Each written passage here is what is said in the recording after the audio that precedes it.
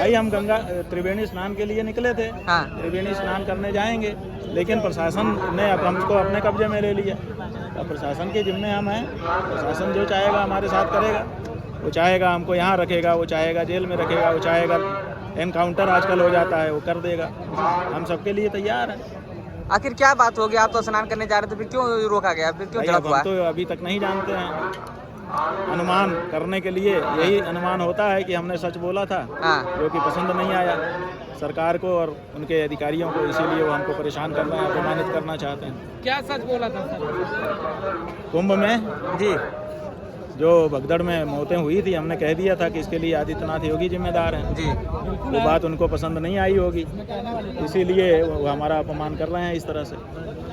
ये 2025 में भगदड़ हुई थी, उस पे आपने बयान दिया था, वही बयान के आधार पर आज आपके साथ ऐसा अनुमान है हमारा। अभी हम पक्का नहीं कह सकते हैं, क्योंकि उन्होंने हमको कुछ बताया नहीं और कोई कारण ऐसा दिखा नहीं। कहीं से कोई समस्या तो थी नहीं, उन्होंने अचानक ही आए, अचानक ही रोक दिया, फिर 2.5-3 घंटा रोके रहे, फिर हमारे लोगों को अरेस्ट कर लिया, हमको लाके यहाँ खड़ा कर दिया है। कहा जा रहा है जो लोगों को गिरफ्तार किए गए अंदर ले जाके उनको मारा पीटा गया उनके साथ। हाँ, ऐसा बताया हमको भी। आपने भी पूछा होगा अपने। मारा गया है, सबसे छोटे वाले स्वामी जी को मारा गया। हमारे लोगों को मारा पीटा, बहुत मारा गया। कहा जा रहा है अंदर पर्दे के पीछे बहुत। ठीक है, मारा गया, पीटा गया, ये सब सच। आपके साथ भी तो बदतमीजी किया गया है, किया ही गया है, की ही जा रही है। अभी यहाँ बैठाया है ये कोई तमीज की बात है? ये भी तो बदतमीजी है। सनातनियों का है। ऐसा कुछ नहीं है। हजारों किलोमीटर शंकराचार्य का मेला है, से चलकर लोग इस पर्व में आते हैं। करने के लिए प्रशासन यहाँ नहीं है, हम इसके लिए वो करेंगे। हाँ, और पर्व में आने का दुस्साहस है उनका। आदित्यनाथ की शह पर दुस्साहस है, ये नहीं होना चाहिए। भक्तों का एक ही उद्देश्य होता है, हमने जो कह दिया था ना कि ये जिम्मेदार है, उसका बदला ले रहे हैं। ये इनका अपमान कर, गंगा के तट पर अपमान करने से हम सच कहना छोड़ संतों का दर्शन और माँ गंगा में डुबकी लगाना, यही सबका उद्देश्य होता है, जिसके कारण यात्राएं सहकर भीड़ में पैदल चलकर लोग आते हैं और रात भर गंगा के किनारे इस ठंडक में पड़े रहते हैं कि जब मुहूर्त की बेला होगी उस समय हम स्नान करेंगे। और 2 सोफा लाके रख। लेकिन आज का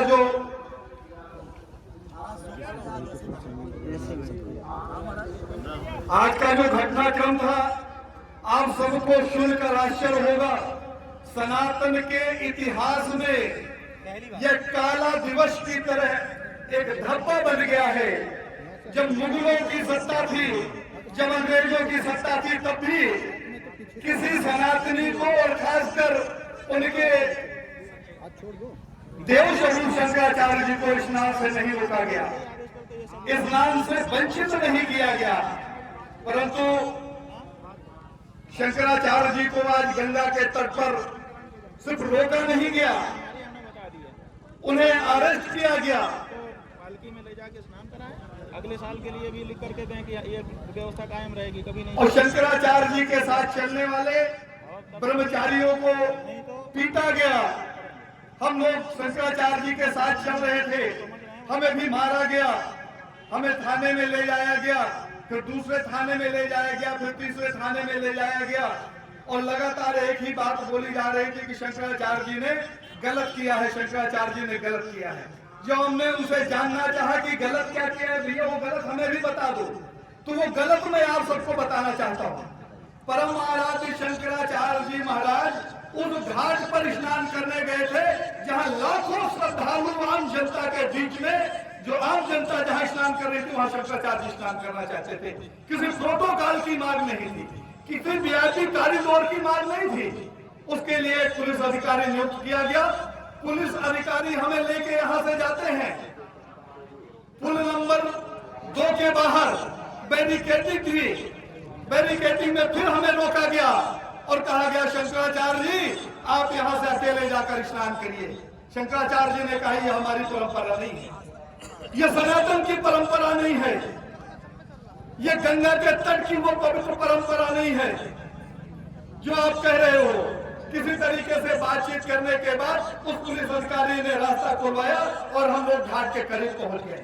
जब घाट के करीब पहुंचे तो एक अधिकारी आए और उन्होंने शंकराचार्य जी की पालकी को हिलाते हुए गालियां दी, और गालियां देने के बाद शंकराचार्य जी की पालकी के सामने खड़ा हो गया। वो गाली में दे नहीं सकता और वो बार बार कह रहा था कि आप हमें ये गाली दे रहे हो, ये गाली दे रहे हो।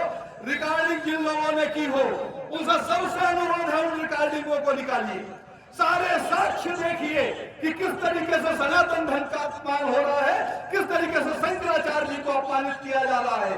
यह शंकराचार्य जी का अपमान नहीं है, संपूर्ण सनातन धर्म का अपमान है, हमारे पर्व का अपमान है, हमारी परंपरा का अपमान है, हमारे वेदों का अपमान है। शंकराचार्य जी का अपमान सिर्फ इतना है कि शंकराचार्य जी बार बार कहते हैं कि भारत जो है देवभूमि है, वेद भूमि है, ऋषि भूमि है, गंगा की पवित्र धारा में गौ हत्या नहीं होना चाहिए, क्योंकि यह सरकारें गौ हत्या कर रही है लगातार। इसलिए उन्हें किसी भी कंडीशन में शंकराचार्य जी की यात्रा को बाधित करना था। आज की घटना को देखकर मैं दावे के साथ कह सकता हूं कि पुलिस प्रशासन की मंशा थी कि शंकराचार्य जी को रोककर भगदड़ पैदा किया जाए और उस भगदड़ में किसी तरीके से शंकराचार्य जी को मार दिया जाए। मैं वहां का प्रत्यक्षदर्शी हूं, मैं वहां का प्रत्यक्षदर्शी हूं। जो घटना मैंने देखी है वो आज रोकते खड़े कर देने वाली घटना है। शंकराचार्य जी का अपराध क्या है? धर्म को छोड़ दे।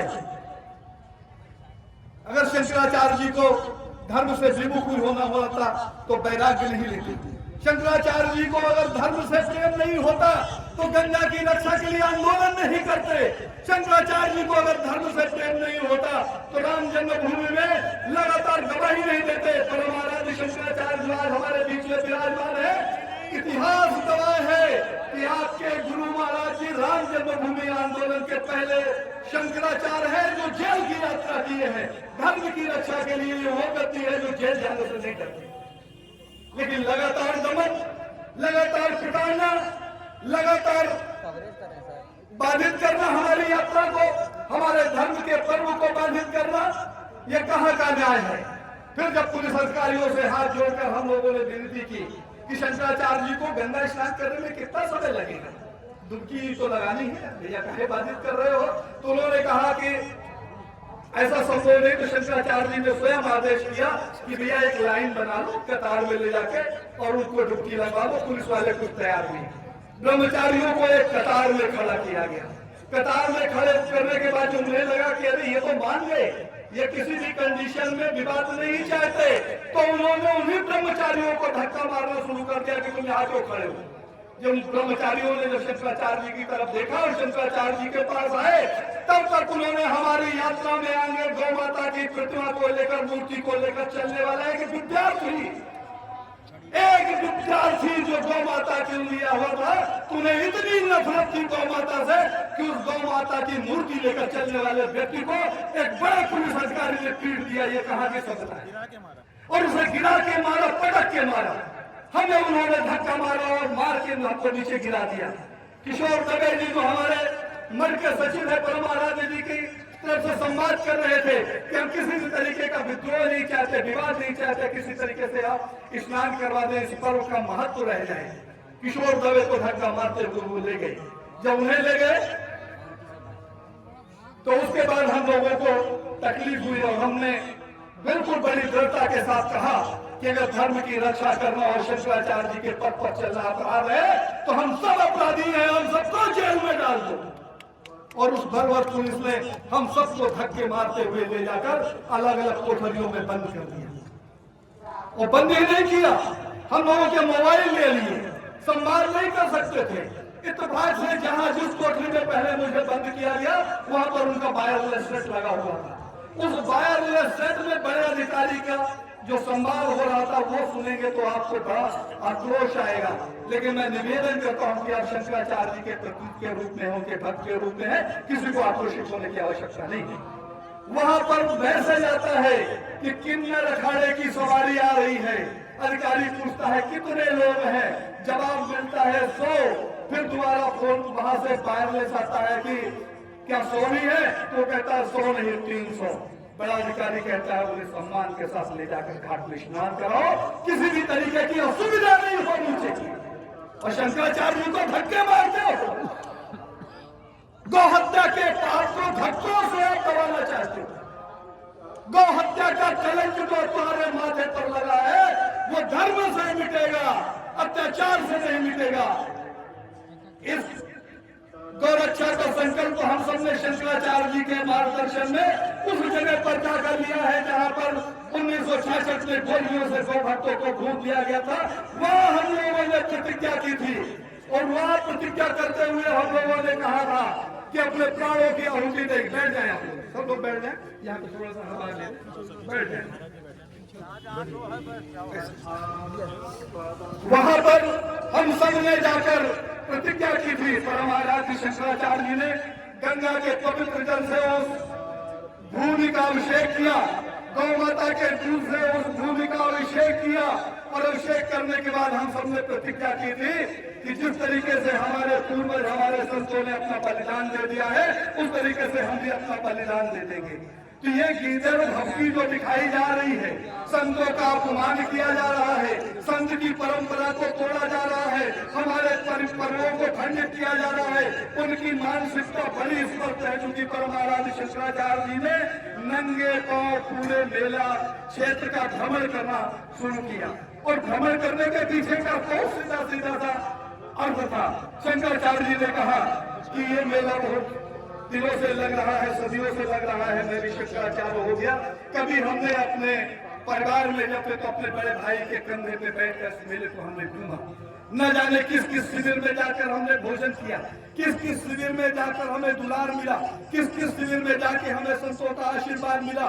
मेरे मन में इच्छा है कि मेला क्षेत्र में बसा हुआ जो भी संत समाज है, जो संत परिवार है हमारा, हम स्वयं जाकर उनसे मिलेंगे। शंकराचार्य जी चाहते तो एक संदेशा भेज देते सारा संत समाज हमारे पंडाल में आ जाता, लेकिन शंकराचार्य जी की उदारता थी कि अपने संत परिवार से मिलने के लिए निकल पड़े। क्या ये अपराध की श्रेणी में आता है? संतों से मिलना अगर अपराध है तो निश्चित तौर पर शंकराचार्य जी अपराधी हैं और शंकराचार्य जी के साथ हम सब लोग अपराधी हैं और गोली खाने के लिए थे। लेकिन धर्म के साथ जो हानि हो रही है, धर्म का जो चीरहरण हो रहा है, आज के इस पावन पवित्र पर्व पर आप देखिए बड़े दुख के साथ कहना पड़ रहा है कि बहुत से संतों ने जमीनें तो ऐलान कर ली है लेकिन अपने पंडाल इसलिए नहीं लगाते कि आज जो अधिकारी वर्ग है और जो प्रशासन वर्ग है वो उनके साथ भी अत्याचार करता है, इसलिए उन्होंने मेला से छोड़ दिया। आने वाले दिनों में कौन आएगा?